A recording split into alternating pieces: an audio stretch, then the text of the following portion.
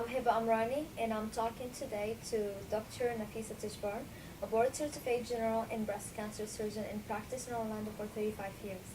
This is Breast Cancer Awareness Month, and there are some questions that most women have regarding breast cancer. Dr. Tejpar, how common is breast cancer, and are there any causes of breast cancer? Part of it is because we're finding more breast cancers with early detection. The treatment of breast cancer has evolved. Over the last 50 years, we've come from being very radical to a more conservative approach because we are detecting it so much earlier.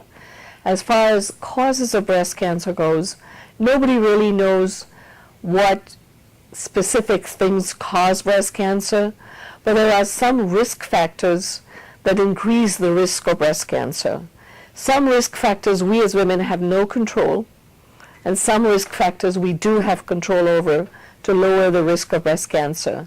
The ones we have no control over is being a woman itself. By itself increases the risk of having breast cancer. Men rarely get breast cancer. The age, a family history increases your risk of having breast cancer. But surprisingly, only 5 or 10% of breast cancers are hereditary. The age women started having their first period, age they went through menopause. Earlier they start their period and the later they have menopause, that increases their risk of having breast cancer. The not having any children increases their risk of breast cancer. Having children at an older age, after 30, increases the risk of breast cancer. There's also a condition called atypical ductal hyperplasia, which you find sometimes on breast biopsies. That increases the risk of breast cancer. The things that women have control over is, of course, weight. Obese women are at a higher risk of having breast cancer. Even overweight women are at a higher risk of having breast cancer. Breastfeeding lowers the risk of breast cancer. Having children, as I mentioned earlier, before the age of 30 improves their risk. Alcohol increases the risk of breast cancer. 2 or more glasses of wine a day increases the risk of breast cancer. And exercise lowers the risk of breast cancer. The signs and symptoms are, first of all, the most basic one is breast lump. So it's very important to do breast self-exam.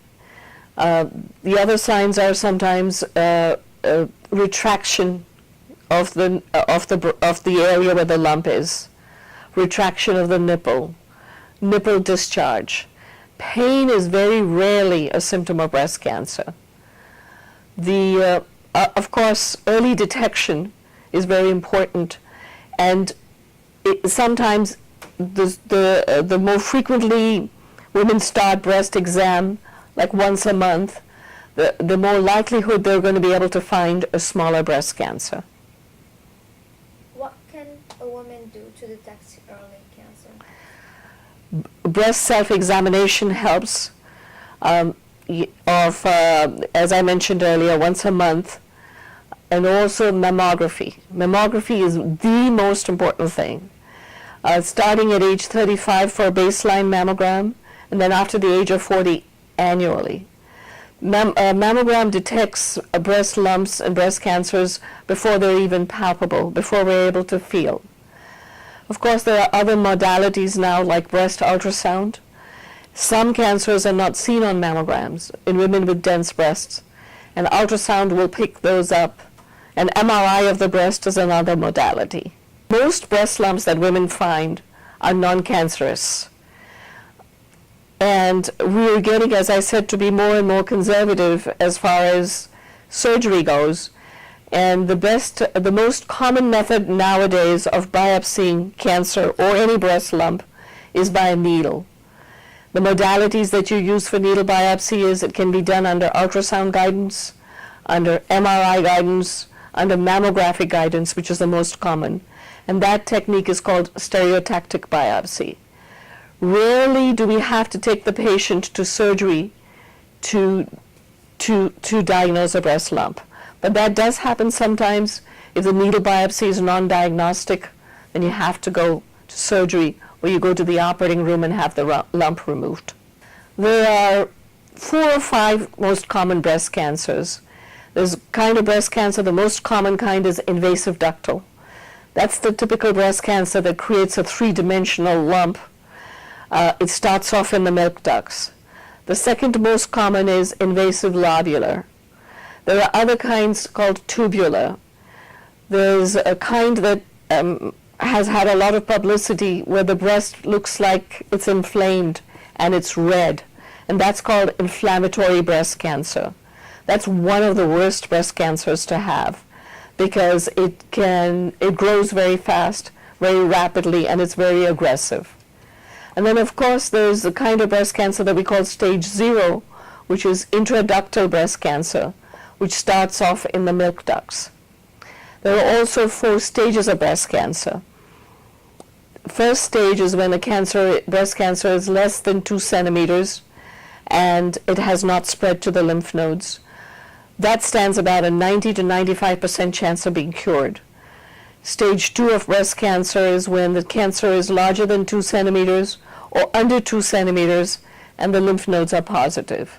That stands about an 80% chance of being cured with surgery, but chemotherapy plays a very important role in curing that cancer.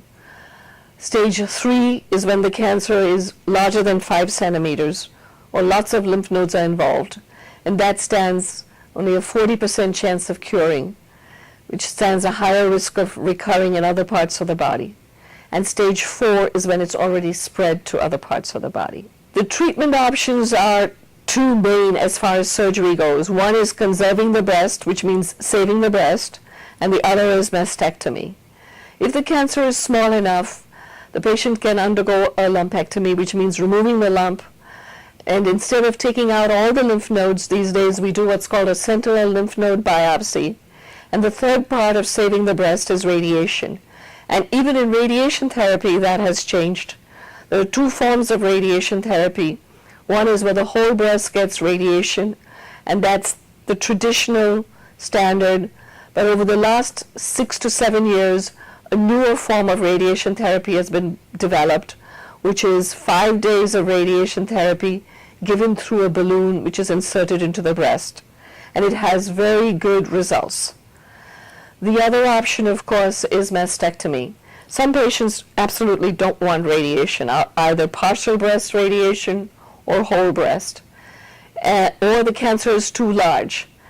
But also in mastectomy, we're not taking out all the lymph nodes, we're doing a sentinel lymph node dissection, and we're combining it with reconstruction done by a plastic surgeon. There are many different methods of reconstruction. The easiest and the simplest method is with an implant, and it gives pretty good cosmetic results.